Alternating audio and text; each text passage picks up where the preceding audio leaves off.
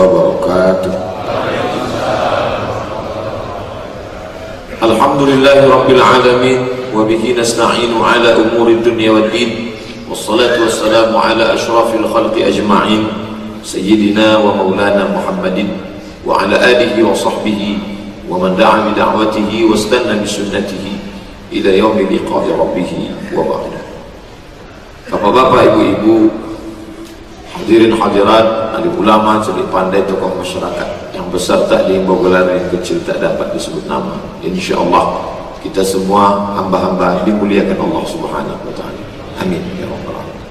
Hadis yang akan kita kaji subuh ini disebutkan dalam kitab Sahih Muslim, ada juga disebutkan dalam kitab Sunan At-Tirmizi, ada juga disebutkan dalam kitab Sunan Ibni Majah, di antara kutub sittah.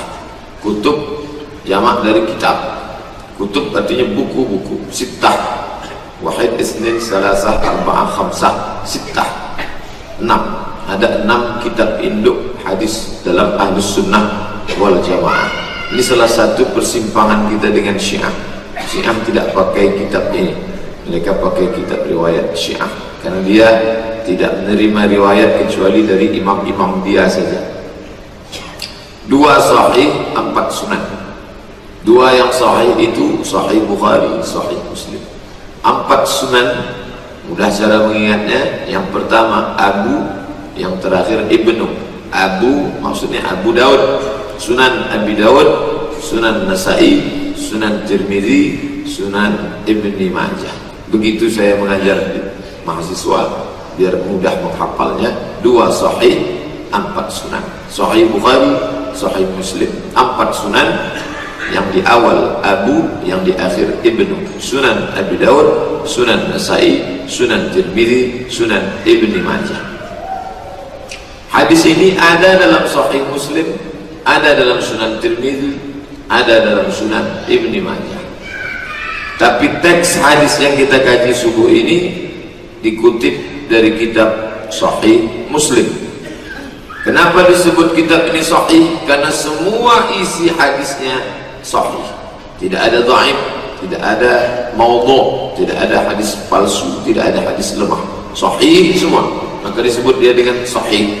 Mengapa di ujungnya disebut Sahih Muslim? Karena nama penyusun penulisnya adalah Al-Imam Muslim Ibnul Hajjaj Al-Qushairi An-Naisaburi, meninggal pada tahun 261 Hijrah. Tak masuk akal. Bagaimana mungkin seorang imam yang meninggal tahun 261 bisa meriwayatkan hadis dari Nabi, sedangkan Nabi meninggal tahun 11. 261 kurang 11 berarti jarak dia dengan Nabi 250 tahun. Kalau satu generasi 50 berarti ada 5 generasi. Bagaimana dia dapat itu? Dari mimpi. Mimpi tak dipakai dalam ilmu hadis.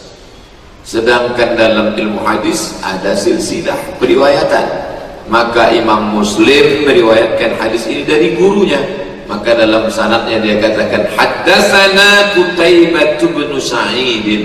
Haddatsana, guru kami menceritakan kepada kami. Nama guru Imam Muslim itu Qutaibah bin Sa'id. Qutaibah meriwayatkan hadis ini dari siapa? Dari gurunya, namanya Abdul Aziz, yakni Ad-Darawardi. Abdul Aziz mana? Abdul Aziz banyak. Abdul Aziz Ad-Darawardi. Abdul Aziz Ad-Darawardi meriwayatkan dari siapa? Dari gurunya, namanya siapa? Al-Ala ibni Abdurrahman. Al-Ala ibni Abdurrahman meriwayatkan dari siapa? Dari an abihi, dari bapaknya, namanya Abdurrahman ibnu Yaqub. Meriwayatkan dari siapa? Dari sahabat Nabi, namanya Abdurrahman, yang bergelar selalu membawa kucing dipanggil Nabi ya Abahir. Maka disebut dia dengan Abu Hurairah. Abu Hurairah meriwayatkan dari gurunya, Nabi kita Sayyidul Anbiya wal Mursalin, Sayyidina wa Maulana Muhammad sallallahu alaihi wasallam. Nabi Muhammad mendapat itu dari Jibril alaihissalam, dari Allah subhanahu wa ta'ala. Jadi kalau mau dibuatkan skema sanad istilahnya, Muslim mendapatkan dari Qutaibah ibnu Sa'id, Qutaibah ibnu Sa'id mendapatkan dari Abdul Aziz Ad-Darawardi, Abdul Aziz mendapatkan dari Al-Ala bin Abdul Rahman, mendapatkan dari Abdul Rahman, mendapatkan dari Abu Hurairah, mendapatkan dari Nabi Muhammad sallallahu alaihi wasallam. Itulah yang tidak ada di dalam perjanjian baru itu. Jangankan mau dikomparasi antara Quran dengan Bible, mau buat bertemu Quran dengan Bible bisa terlalu tinggi, Quran dengan Quran terlalu tinggi, Bible dengan Sahih Muslim saja. Kalau dipakai metode ahli hadis itu ke dalam perjanjian baru, 14 surat Paulus. Pernahkah Paulus belajar kepada Yesus? Tidak satu pun pakar kristologi mengatakan bahwa Paulus pernah belajar langsung kepada Yesus.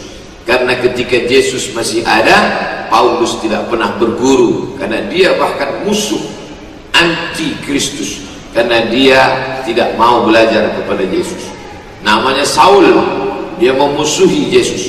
Setelah Yesus hilang menurut versi mereka, barulah dia mengatakan, tadi aku bertemu dengan Yesus dan dia sudah mengangkat aku menjadi Rasul Paulus.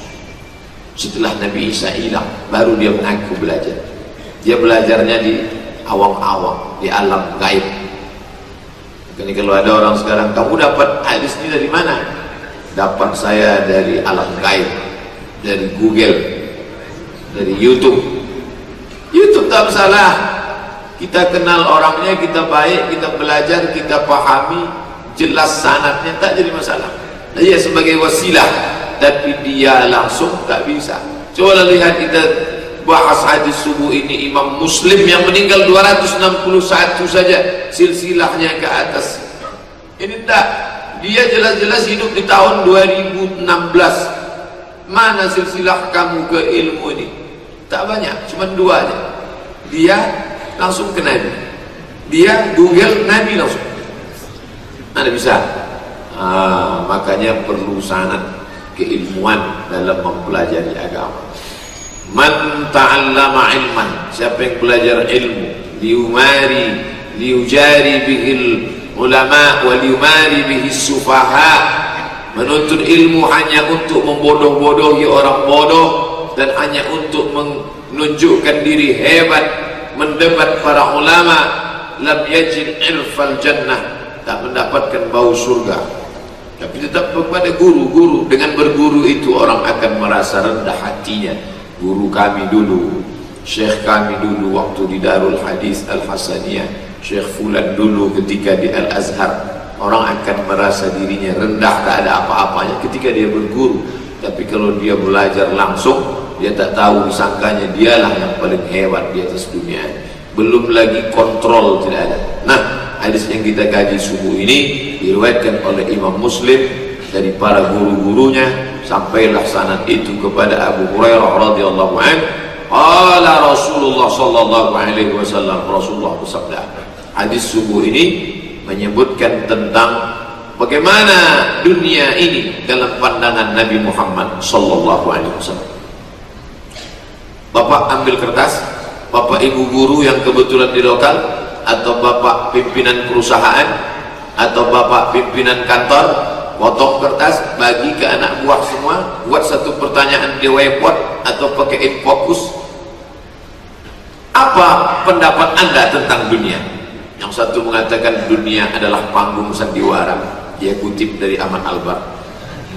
Yang satu mengatakan dunia begitu kejam karena kebetulan dia sedang kacau balau. Yang satu mengatakan dunia begitu indahnya, kebetulan baru pulang bulan Mei. Yang satu mengatakan dunia begitu tidak adilnya karena kebetulan, sesuai dengan keadaan masing-masing. Pandangan orang terhadap dunia ini like and dislike. Kebetulan dia sedang senang, dunia begitu indah. Kebetulan dia sedang kacau balau, dunia ini begitu kejam. Maka satu-satunya pandangan yang paling benar adalah pandangan yang datang dari wahyu, karena dia bukan mengikut hati dan perasaan. Wa ma yantiqu 'anil hawa in huwa illa wahyun yuha, dari Allah Subhanahu wa taala. Sebelum kita lanjutkan, Kita ikuti selingan berikut ini. Mobil Kijang BM1828 QV, lampunya hidup, belum dimatikan. Baik, kita lanjutkan. Nah, apa pandangan Nabi berdasarkan wahyu Allah tentang dunia? Qala Rasulullah sallallahu alaihi wasallam, Rasulullah bersabda, "Ad-dunya, dunia ini sijnul mu'mini." Ad-dunya, dunia ini sijnu. Sijnu kalau kita buka dalam Al-Qur'an ada salah satu ucapan Nabi Yusuf alaihissalam yang diceritakan Allah. Apa kata Nabi Yusuf? As-sijnu, sijnu. As-sijnu ahabbu ilayya. Sijnu, penjara. As-sijnu ahabbu ilayya, aku lebih suka penjara, kata Nabi Yusuf alaihissalam, daripada aku di luar penjara penuh dengan godaan, penuh dengan ditarik ini perempuan menaksir. Nabi Yusuf itu ganteng luar biasa. Saking gantengnya, qata'na aydiyahunna, perempuan-perempuan itu memotong tangan mereka, mengiris. Begitu Nabi Yusuf lewat, apa kata mereka? Ma hadza illa malakum karim. Ini bukan manusia, ini malaikat. Belum ada foto model di Indonesia ini lagi yang mau sampai perempuan teriris-iris luka tak sadar, belum ada. Seganteng-gantengnya orang Indonesia belum ada. Perempuan-perempuan, ibu-ibu, pembantu rumah tangga, begitu melihat artis ganteng, belum ada yang putus-putus tangannya gara-gara menengok. Nabi Yusuf, tapi begitu hebatnya tarikan dunia, dia katakan as-sijnu, penjara, ahabbu ilayya, lebih aku sukai daripada godaan-godaan yang luar biasa. Nah, Nabi mengatakan ad-dunya, dunia itu sijnu, penjara, al-mu'min, bagi orang yang beriman. Wa jannatu, dan dia surga, jannah, jannatu, taman surga. Wa jannatul kafiri, dan menjadi surga kenikmatan al-kafiri, bagi orang-orang yang kafir. Ini hadis ini kalau dibaca selintas akan membuat orang Islam menjadi down. Orang Islam tidak berprestasi, apatis. Makanya jangan baca hadis tanpa dipahami dengan pemahaman ulama. Hadisnya ada di mana? Dalam Sahih Bukhari. Baca syarahnya yang ditulis oleh Al-Imam Al-Hafiz Ibnu Hajar Al-Asqalani dalam kitabnya berjudul Fathul Bari, Syarah Sahih Al-Bukhari. Beda syarah sama tafsir Pak Ustaz. Kalau Al-Quran tafsir, baca ayat fi qulubihim maradun, dalam hati mereka ada penyakit. Penyakit apa? Buka tafsir yang paling tua, ditulis oleh Imam Abu Ja'far Ibnu Jarir At-Tabari. Selalu disebut orang tafsir At-Tabari karena yang menulisnya Imam Tabari dari Tabrustan. Maka kata Imam Tabari, dijelaskannya menurut riwayat, makna maradun, penyakit, artinya ribatun, syakkun, ragu. Dalam hati mereka itu ada keraguan. Jadi orang-orang yang dalam hatinya ada ragu, itu hatinya sedang berpenyakit. Oh, itu maknanya. Saya sangka tadi penyakit liver, rupanya penyakit ragu. Baca ayat tak paham maknanya, buka tafsir Ibnu Katsir, namanya tafsir Al-Quranil Azim, tapi kebetulan yang menulisnya namanya Ibnu Katsir, kata orang tafsir Ibnu Katsir. Mazhabnya Syafi'i. Imam Ibnu Katsir itu mazhabnya Syafi'i, namanya Imam Abdul Fida Ismail Ibnu Katsir. Oh, saya mau tafsir yang kontemporer, yang kekinian zaman sekarang. Buka tafsir Sayyid Qutb, nama tafsirnya Fi Zilalil Quran. Maka nama penjelasan ayat itu tafsir. Tapi kalau hadis tidak disebut tafsir untuk menjelaskan. Begitulah kayanya perbendaharaan kosakata dalam Arab. Untuk Quran tafsir namanya. Kalau untuk hadis syarah namanya. Makanya kita selalu membuat syarah hadis. Di Malaysia dosen itu disebut pensyarah. Itu apa? Pensyarah. Artinya kerja dia syarah, menjelaskan. Pensyarah orang yang menjelaskan suatu makna. Saya tadi tak jelas nih Pak, terus setelah jumpa Pak dosen itu jelas. Nah, berarti dosen itu pensyarah. Sekarang banyak mahasiswa ngadu, saya makin jumpa Bapak itu makin tak jelas. Karena dosen pensyarah jelas maknanya. Pensyarah, syarah jelas. Pensyarah orang yang membantu mahasiswa integrasi. Saya sampai sekarang tak tahu dosen itu apa arti. Ustaz apa? Saya dosen. Dosen itu apa artinya? Dua set. Gajinya 2 set. Nah, maka makna hadis ini kamu kedapatnya di mana? Saya ketemu hadis ini dalam Sunan Tirmidzi. Sudah ada syarahnya. Apa nama syarahnya kalau hadis itu dalam Sunan Tirmidzi? Tuhfatul Ahwazi, syarah Sunan Tirmidzi. Saya ketemu hadis ini dalam Sunan Abi Dawud, baca syarahnya. Apa nama syarahnya? Aunul Ma'bud, syarah Sunan Abi Dawud. Saya ketemu hadis ini dalam kitab Muwatta Imam Malik. Imam Malik gurunya Imam Syafi'i, meninggal tahun 179, namanya Imam Malik bin Anas. Nama kitabnya Muwatta, kitab hadis paling tua yang ada dicetak di dunia ini sekarang. Muwatta itu ada syarahnya. Ada nama syarahnya Al-Muntaqa, ditulis oleh Imam Al-Baji. Ada namanya syarahnya Al-Musawwa. Ada lagi nama syarahnya itu adalah At-Tamhid lima fil Muwatta minal ma'ani wal asanid, ditulis oleh ulama Maghrib Maroko, imam besar, namanya Imam Ibnu Abdul Bar. Nama kitabnya At-Tamhid. Berapa tahun dia mempelajari kitab Muwatta Malik itu? 40 sanah, 40 tahun. 40 tahun dia kaji kitab Muwatta, maka dia syarah. Nama-nama periwayatnya dia jelaskan, hadis-hadis yang katanya putus sanadnya dia sambungkan sebutnya, dan yang katanya ini dhaif ternyata sahih. Lalu dia buat kitab besar panjang berjilid-jilid, At-Tamhid lima fil Muwatta minal ma'ani wal asanid. 40 tahun.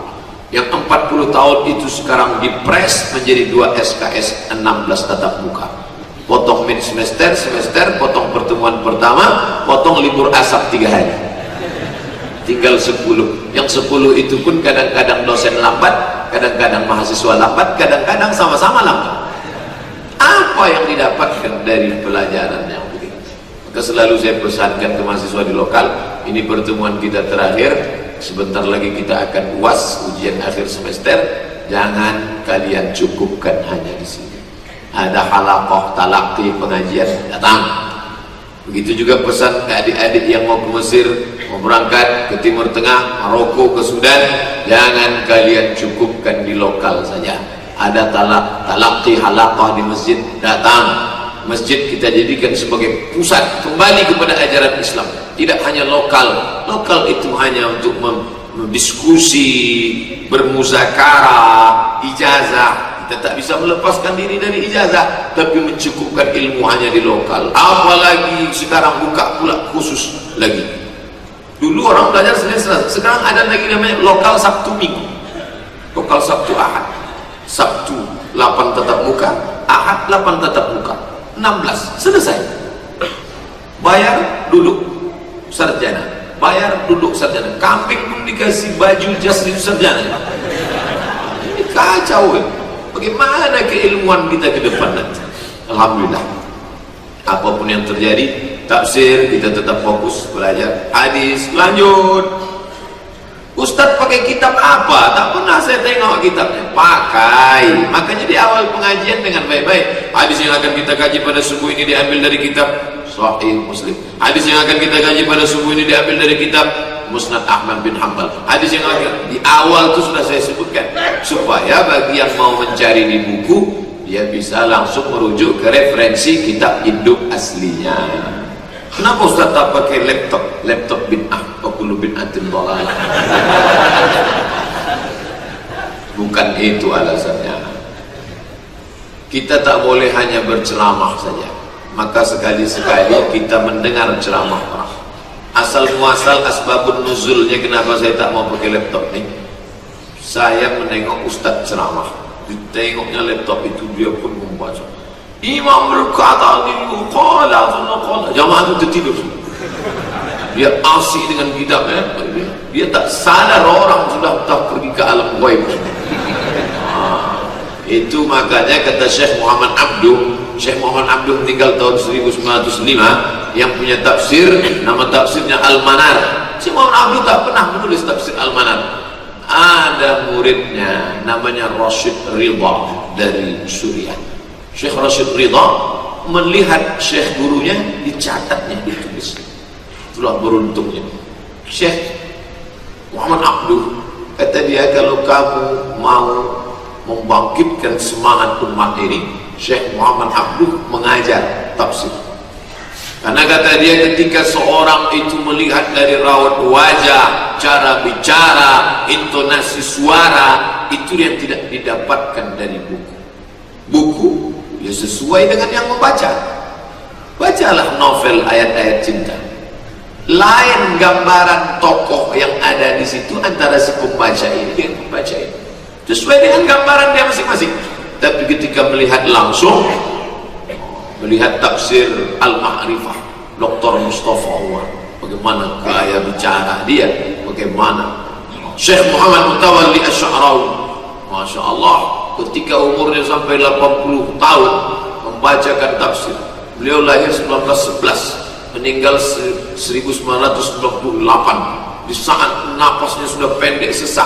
Tapi kalau dia sudah duduk memegang menjelaskan tafsir Asy-Sya'rawi, tulis di www.youtube.com Sya'rawi, enter. Bagaimana bangkit semangat kita di bulan Ar-Rahman.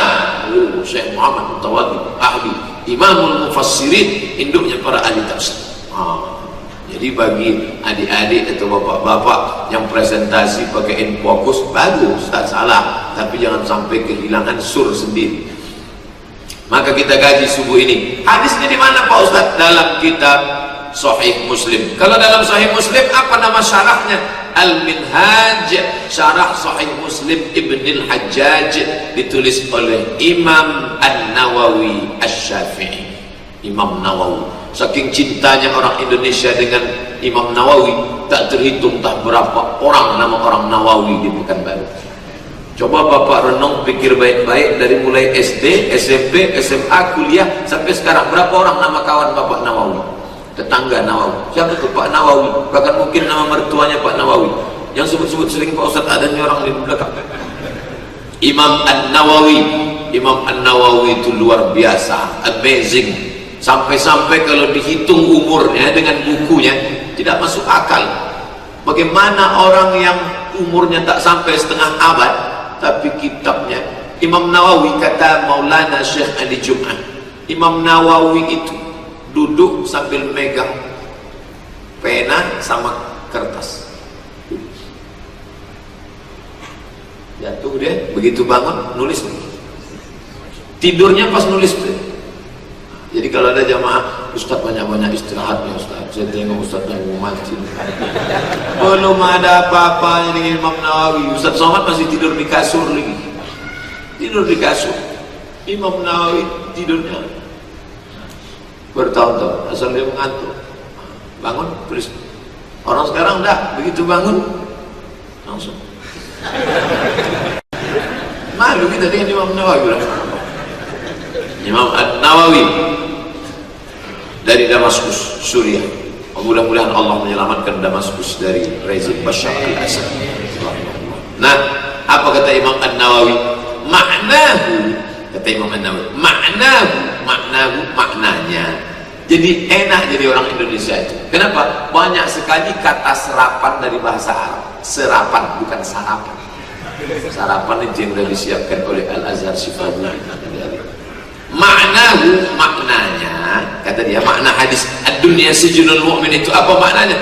Annal mu'mina, bahwa orang mukmin itu masjunun wa mamnu'un, dia seperti orang yang terpenjara, terbelenggu, tertahan, tercegah dari apa? Fid dunya, selama dia hidup di dunia ini, minas syahawat, syahawat, keinginan-keinginan, al-muharramati wal makruhati, yang diharamkan dan yang dibenci oleh Allah Subhanahu wa ta'ala. Selama di dunia dia seolah-olah terpenjara. Saya tidak paham makna dunia ini seperti penjara Pak Ustaz. Balik dari sini jangan pulang ke rumah, singgah ke Kapling sebentar. Penjara. Tengok bagaimana keadaan di penjara. Bagaimana di penjara? Orang tidak bisa tidur leluasa. Kenapa? Pagi sudah ada teng lonceng, bangun pagi. Semua harus bangun, wajib senam pagi. Begitu juga dengan orang beriman di dunia ini. Dia tidak bisa tidur leluasa. Mau tidur saya jam 8, mau bangun jam 9, ini tempat-tempat tidur saya, ini rumah saya, apa urusan kamu ngurus saya? Ini bukan orang beriman yang terpenjara. Orang beriman yang terpenjara, dia sudah bangun tadi jam 3, ada yang bangun jam 2, ada yang bangun jam 1 bahkan. Setelah itu dia tahajud, dia tidur lagi. Ada yang bangunnya jam 4, lalu kemudian dia mesti bangun. Kenapa? Karena saya terpenjara. Siapa yang memenjara kamu? Tidak ada sipirnya, tidak ada kepala penjaranya. Dipenjara oleh larangan, suruhan. Suruh dan tegah, tunjuk dan ajar. Itulah ajaran agama Islam. Makanya kata Imam An-Nawawi, maknahu bahwa maknanya annal mu'mina, orang beriman itu masjunun, terpenjara, wa mamnu'un, tercegah, terbelenggu, terlarang. Tapi dia tidak dalam keadaan tersiksa karena dia menikmati suruhan dan larangan itu. Loh, suruhan dan larangan kok dinikmati? Karena yang menyuruh dan melarangnya adalah yang paling dia cintai. Siapa itu? Allah Subhanahu wa ta'ala. Qul, katakan ya Muhammad, in kuntum tuhibbunallah, kalau kamu cinta kepada Allah, fattabi'uni, ikuti aku. Betapa nikmatnya mengikuti suruh, larang, tunjuk, ajar yang dicintai. Seorang perempuan sudah berumur 70 tahun memegang sapu tangan yang sudah lapuk dan lusuh.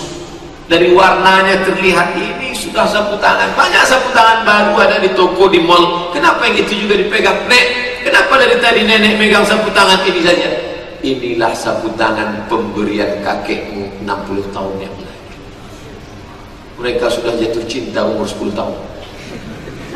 Tak bisa kulepaskan. Yang dilihat itu apanya? Apakah sapu tangannya? Bukan. Bukan sapu tangannya, tapi ada kenangan di balik sapu tangan itu. Seorang diberi pena.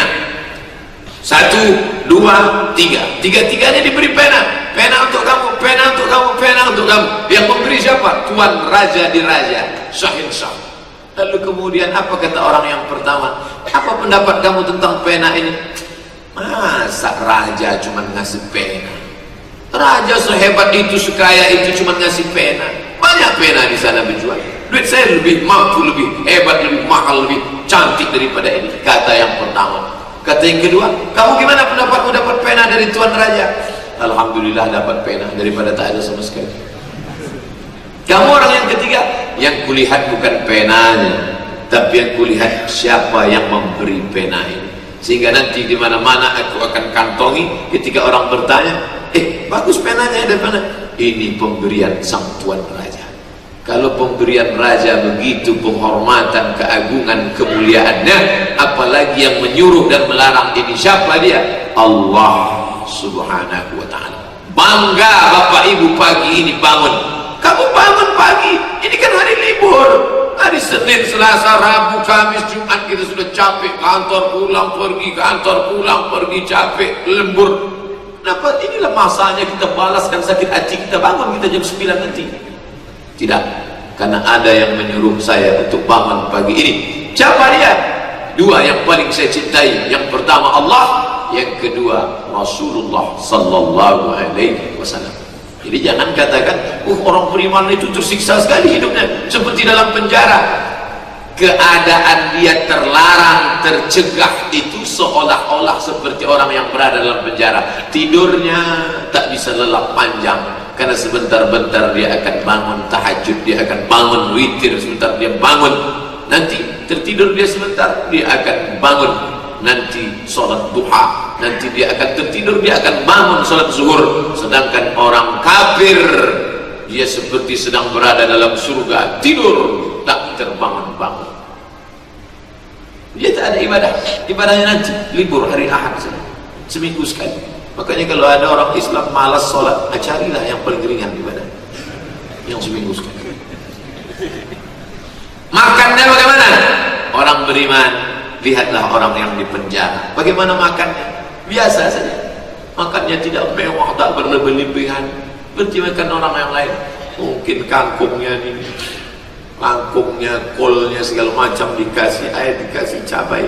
Kalau di rumah dia mewah bukan main. Di rumah takut ini pedas sakit perut, cabainya dibelah, bijinya dibuang, halus, takut nanti kaki kena mah, nanti takut kena usus buntu segala macam. Kalau di situ bagaimana? Mungkin sama tangkai-tangkainya diblender. Ada larangan orang beriman. Ini boleh makan, ini tak boleh. Ini tak boleh. Ini tak boleh. Innamal khamru, khamar tak boleh. Wal maisir, judi tak boleh. Wal ansab, menyembelih binatang untuk berhala sajian-sajian tak boleh. Wal azlam, mengguni nasib, rijsun, najis, min amali syaitan, perbuatan syaitan. Fajtanibu, jauh. Babi tak boleh. Hurrimat alaikumul maitatu, diharamkan bagi maitatu, bangkai, wadamu, darah, walahmul khinzir, babi, wal munkhaniqat wal mawqudhat wal mutaraddiyat wal natihatu, binatang tercekik, binatang tertanduk, binatang terjepit. Wa ma akala sabu'u, binatang ada seekor singa diterkamnya seekor kijang lalu kemudian mati, ada sisanya mau dimakan, haram. Ad-dunya sijinul mu'min, orang beriman itu dibebani, terlarang, tercegah, seakan-akan seolah-olah dia seperti di penjara. Jadi kalau ada orang mengaku muslim tapi semua dia bantai, hantam kromo, sikut sana sikut sini, seruduk sana seruduk sini, dia mengaku bebas kita hidup ini, bebas, tak ada ikatan-ikatan, maka dia bukan orang beriman menurut Nabi. Dunia ini sijinul mu'min. Apakah dia hanya sekedar masjunun wa mamnu'un, terbelenggu, terlarang, tercegah? Ditambah oleh Imam An-Nawawi dalam penjelasan hadisnya, wa mukallafun bil a'mali syaqqah, dia dibebani dengan beban-beban yang berat. Ringan kok Pak Ustaz, selama ini saya merasa ringan aja. Salat tahajud 13 rakaat dengan witir ringan aja Pak Ustaz. Salat tarawih 23 rakaat, imamnya baca 1 juz, kok saya ringan? Kata Ustaz, berat. Bagi para pemula berat. Ingat Bapak Ibu ucapan Bapak Ketua Masjid Raya Pasar Bawah waktu pertama kali membawa imam dari Palestina, Suriah, Turki. Pak, ini tahun ini kita akan bawa imam dari Suriah, hafal 30 juz, nanti satu malam 1 juz. Apa kata orang yang sudah merasa berat, merasa sholat ini berat? 1 juz, 1 juz. Iya, ada jamaahnya nanti. Itu pertanyaannya, ada jamaahnya nanti. Sudah berapa tahun bertahan 1 juz 1 malam, jamaahnya bukan berkurang makin sedikit, malah makin banyak. Begitu juga dulu waktu digagas sholat 1 juz 1 malam di Masjid PMC, Masjid Al-Fatah, Rumah Sakit PMC. Di mana sholat? Di Masjid PMC. 1 juz ya, ada orang nanti di situ sholat sampai malam terakhir. Saat hujan lebat macet total, kebetulan malam itu saya tausiah, ini katanya tak akan ada, penuh Masjid PMC sampai malam terakhir, penuh ibu-ibu sampai ke belakang, hampir tergusur ikan-ikan emas yang ada di belakang. Ternyata orang selalu memikir baju dia, mengukur baju kawannya dengan baju dia. Tak bisa. Kita kalau mau belikan kawan baju, ukur pakai baju dia, jangan pakai ukuran kita. Pengurus masjid kalau berpikir dengan pikiran dia, itu dipertahankannya lah imam kul. Nama imam trikul namanya. Kul Allah, wal falak, wal binas. Tambah satu lagi kul ya ayyuhal kafirun. Berpikir dengan pikiran orang yang terpenjara, orang-orang yang merasa dunia ini berat, tapi bagi orang yang sudah menganggap kenikmatan luar biasa, kata Imam An-Nawawi, mukallafun, dia dibebani dengan apa? Bil a'mali syaqqah, amalnya berat, ada kerja paksa di penjara. Bagi penjara-penjara di Amerika itu ada hukuman masuk penjara dengan kerja paksa selama 10 tahun. Berat, bawa palu besar, memukul itu bukit yang harus dipukul, batu-batu besar, dan kerja-kerja berat lainnya. Maka bagi orang beriman pada tahap awal merasa berat, sholat subuh berat, paling berat, maka Makanya janji yang diberikan Nabi, lau ya'lamuna ma fil atamati was subhi, seandainya mereka tahu keutamaan salat isya dan salat subuh, la atauhuma habwan, mereka akan datang walaupun merangkak. Hadis yang kita kaji subuh ini tentang penjara. Baru saja tadi Al-Mukarram Ustaz Somad bisa menemani kami ke LP hari Selasa. Macam tahu Ustaz ini saya akan membahas tentang penjara, diajaknya saya ke LP. Jadi Bapak Ibu kalau mau merenungkan makna hadis ini yang tak terjelaskan oleh Ustaz Abdul Somad dengan kata-kata, yang tak dapat diwakili oleh kalimat-kalimat yang meluncur dari mulut, tapi bisa ditangkap dengan mata, telinga, panca indera pendengaran.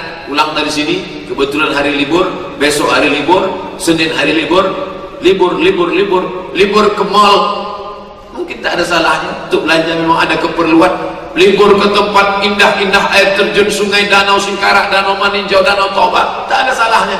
Tapi libur ke penjara penting. Ambil kertas, ambil pena, apa makna ad-dunya sijnul mu'min? Oh, di rumah dengan kasur yang tebal, dengan tempat tidur yang mewah, tapi kemudian ketika di dalam penjara dengan tipis, bukan sekedar kasur tipis, dengan alas selapis, satu lapis tipis plastik. Jadi suatu malam saya sedang makan, pulang tausiah, biasa diajak jamaah, makanlah kan, makan di ikan bakar. Ketika sedang makan mau menyuap tadi, datang tiba-tiba dulu, pak tolong pinggir. Dia sedang makan, saya tak pakai peci, dia tak tahu saya Ustaz. Andai pun tahu disuruhnya juga pinggir. Pinggirlah kami meminggir. Siapa yang mau datang? Rupanya datang mobil mewah besar, mobilnya besar, orangnya pun besar. Pejabat kita. Itu tak aja makan. Susun meja jadi panjang. Oh, ingat betul saya peristiwa. Kalau saya pejamkan mata terbayang saya orangnya, pakaiannya, tempatnya, lampunya, ikannya pun ingat saya ikan. Tak lama sesudah itu saya pun dimintalah tausiah ke LP. Jalan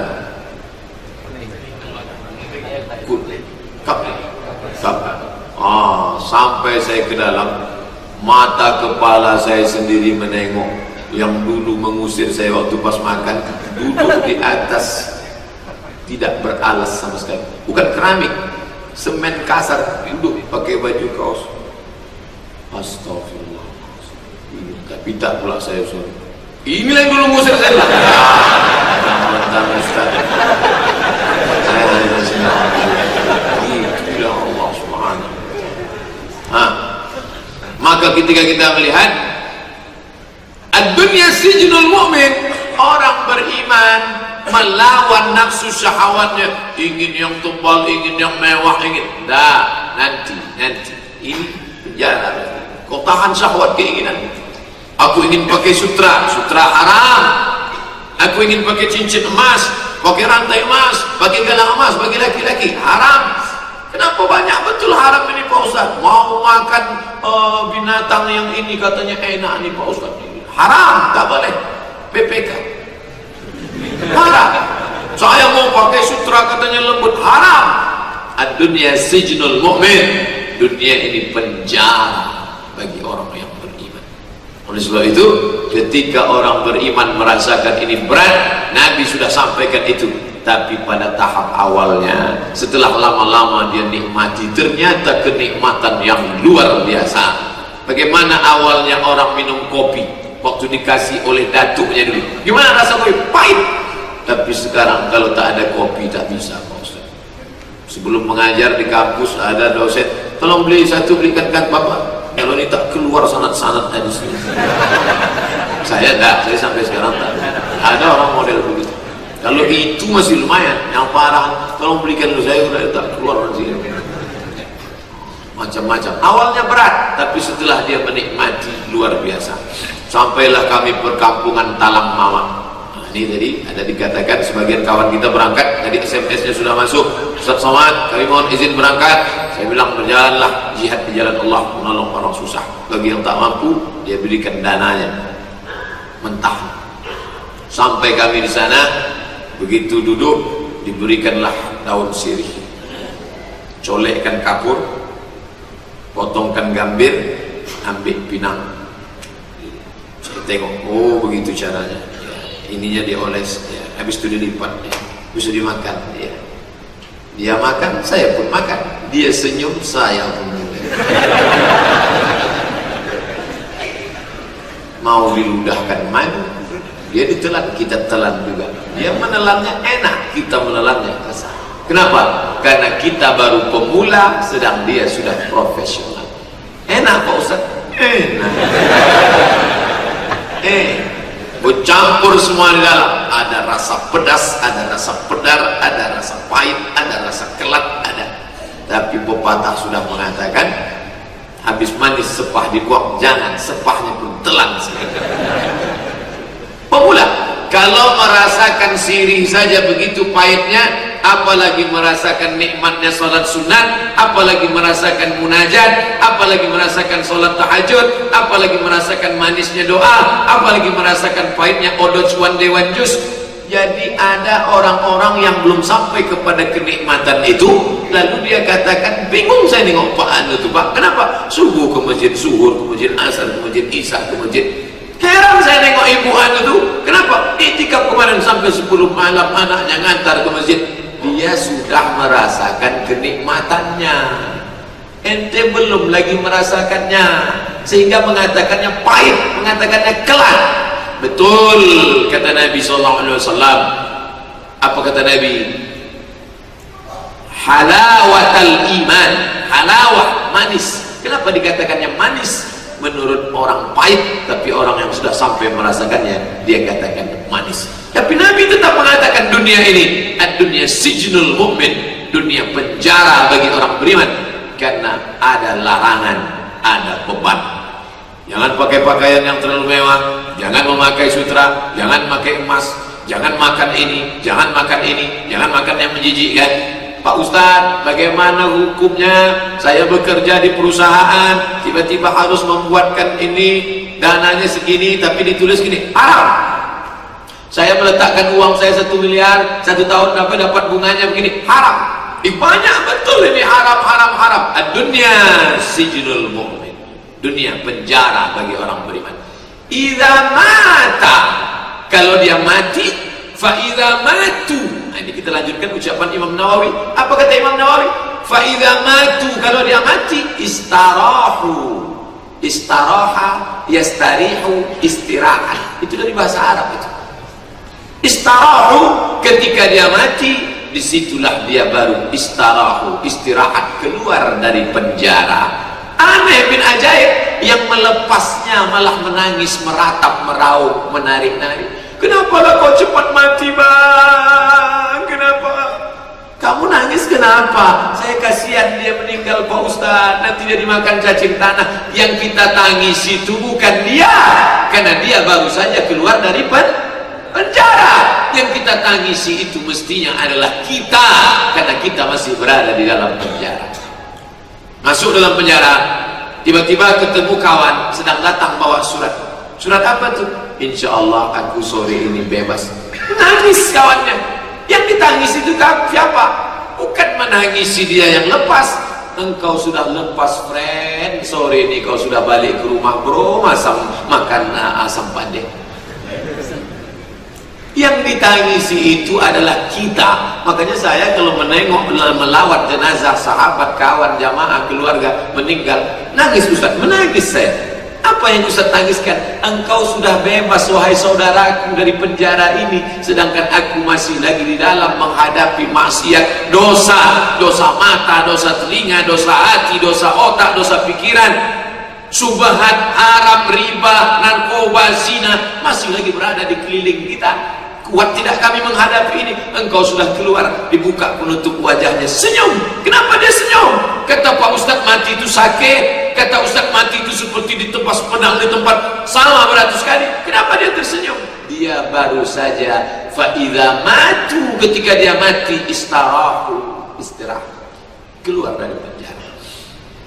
Satu fenomena, satu masalah, satu pemandangan dipandang oleh dua orang, melihat dengan satu tapi dalam pandangan yang berbeda. Mati, semua orang mengatakan dia mati. Meninggal dunia, semua orang mengatakan meninggal dunia, tapi orang beriman memandangnya dengan pandangan yang berbeda.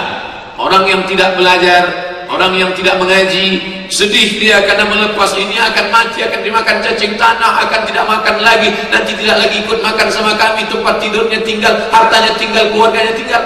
Orang beriman tidak melihat itu. Saudaraku ini sudah lepas, sedangkan aku masih lagi terbelenggu dalam penjara yang panjang. Sampai kapan? Sampai malaikat datang, dan sebelum malaikat Israel mencabut nyawa, saat itu dia sudah dibisikkan, Allah takhafu, jangan kau takut, kau bukan sedang di penjara, kau akan keluar penjara. Di sini yang banyak beban itu, di sini yang banyak musibah itu, di sini yang banyak bencana itu, tapi setelah ini kau akan lepas, hai saudaraku.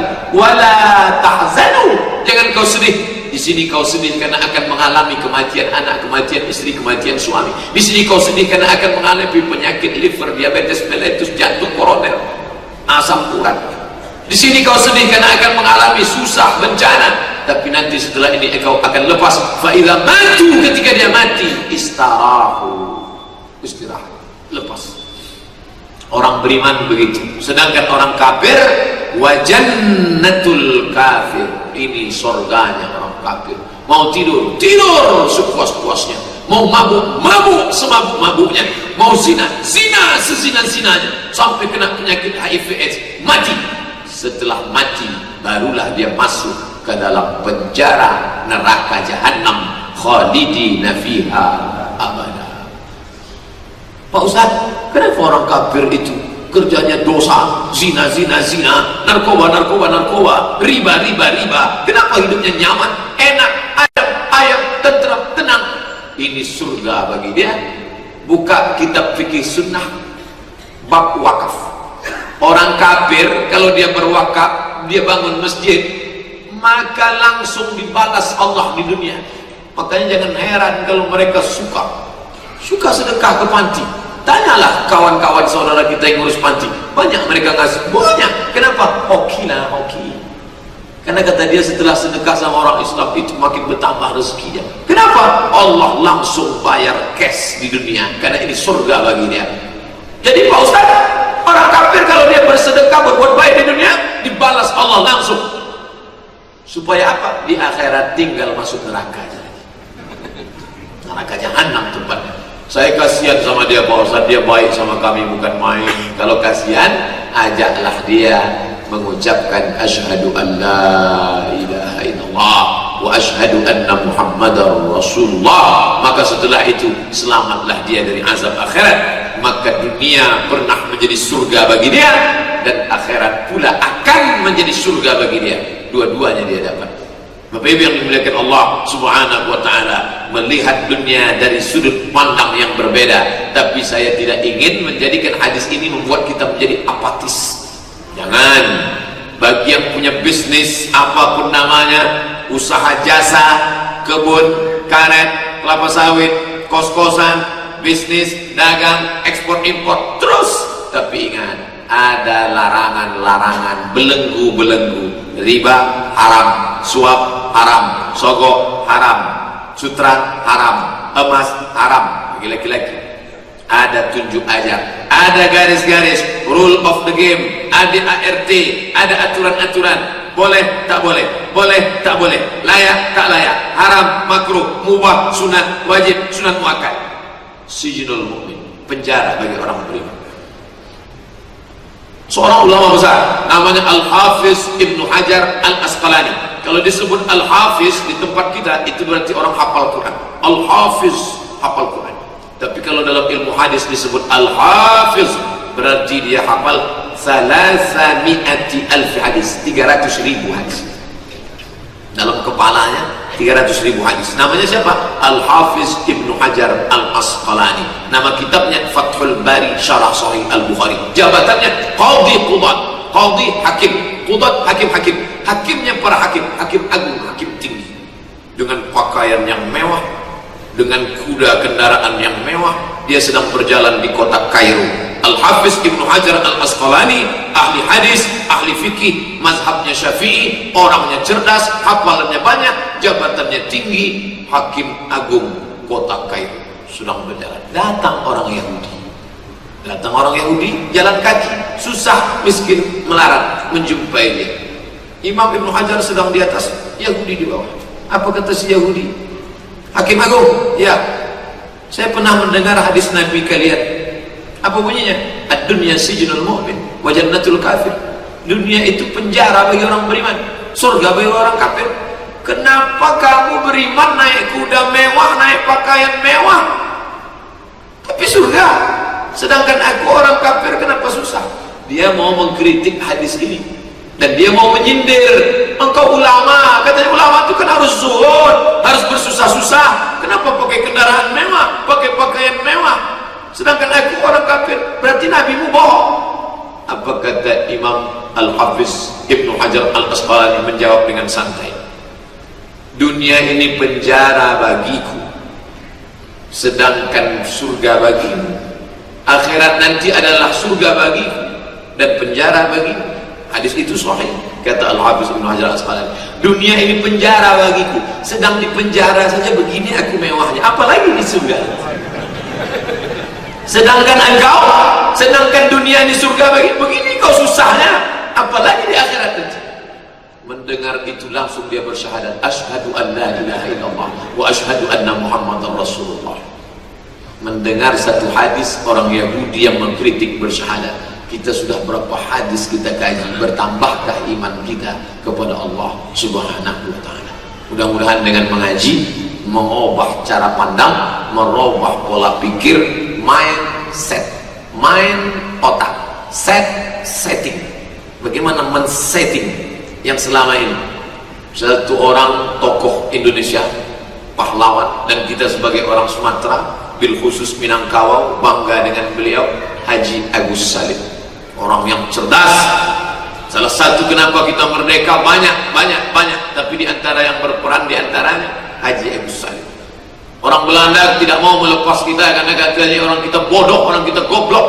Begitu Haji Agus Salim dengan pakaian yang sederhana, dengan pecinya, disangka mereka ini apa ini? Bicara bahasa Inggris oke, bahasa Belanda oke, bahasa Arab oke. Layak sudah untuk merdeka. Padahal cuma dia aja yang bisa gitu. Mengajar, Haji Agus Salim itu dosen di Amerika, bukan dosen di Indonesia, dosen di Amerika. Saya beli satu bukunya yang ditulis oleh orang Barat, kumpulan ceramah Haji Agus Salim ketika menjadi dosen di Amerika, Columbia University. Bukan tanggung-tanggung, mengajar pakai bahasa Inggris, pakai bahasa Belanda, pakai bahasa Arab, mengalir saja di mulutnya. Tinggal di sebuah rumah yang kecil, WC-nya selalu tersumbat. Kalau WC itu tersumbat, istrinya orangnya penjijik, muntah-muntah. Akhirnya gimana caranya? Disuruhnya istrinya itu buang air di satu tempat, dia yang membuang ke WC. Rumah itu kecil, maka karena rumah itu kecil, selalu disettingnya robah. Minggu ini, pekan ini dibuat mejanya di sini, tempat tidur di sini, supaya jangan bosan. Minggu depan setting, disetting. Dunia ini penjara bagi Agus. Bagi dia dunia ini penjara, karena dia anggap akan ada kenikmatan di luar penjara yang membuat kita semangat hidup di dunia ini. Apa? Kenapa orang Islam tak pernah putus asa? Kenapa dia tidak putus asa dengan rumah kecil, dengan WC tersumbat itu? Karena di luar penjara ada kenikmatan yang luar biasa yang dijanjikan Allah, dan Haji Agus Salim sudah mendapatkan itu. Dari mana Ustaz tahu? Saya husnuzan. Yang membuat mereka bertahan, yang membuat mereka istiqomah di dalam penjara adalah karena ada harapan-harapan. Kalau aku keluar dari sini, aku akan berjumpa dengan anakku. Kalau aku keluar dari sini, aku akan tinggal di rumahku yang mewah. Kalau keluar dari sini, aku akan bisa makan enak. Kalau keluar dari... Itulah yang membuat mereka tetap hidup di penjara. Seandainya tidak ada harapan itu, dia sudah lama mati. Dia ambil selendang, dia gantung diri, dia minum baygon, dia minum racun tikus, dia mati. Kenapa mereka tetap bertahan? Karena ada kenikmatan yang luar biasa menanti di luar penjara nanti. Penjara ini tak lama kita di sini. Akan ada kenikmatan. Apa kata Allah? Wasari'u ila maghfiratin min rabbikum. Bersegeralah engkau kepada ampunan. Wa jannatin 'arduha as-samawati wal ardh. Surga yang seluas langit dan bumi. Susah engkau di penjara ini, sabar karena akan berakhir. Jangan putus asa. Senang engkau sekarang, jangan bangga karena dia pun juga akan berakhir. Kalau orang menganggap dunia ini penjara, maka yang susah, yang sakit tidak terlalu menderita. Tak lama aku sakit ini, toh aku akan lepas juga dari sini. Andai kaya, dia tak akan sombong. Tak lama aku kaya ini, karena setelah ini akan berakhir juga ini. Maka subuh ini kita sedang diajarkan Nabi SAW dengan hadis yang singkat. Ad-dunya sijnul mu'mini wa jannatul kafiri. Dunia penjara bagi orang beriman dan surga bagi orang kafir. Itulah penjelasannya. Mudah-mudahan ada manfaatnya. Kita sudah masuk waktu untuk layak melaksanakan sholat sunat isyraq. Kita sholat 2 rakaat. Selesai itu kita akan lanjutkan dengan tanya jawab insyaallah. Terima kasih. Mohon maaf banyak silap dan salah. Wassalamualaikum warahmatullahi wabarakatuh.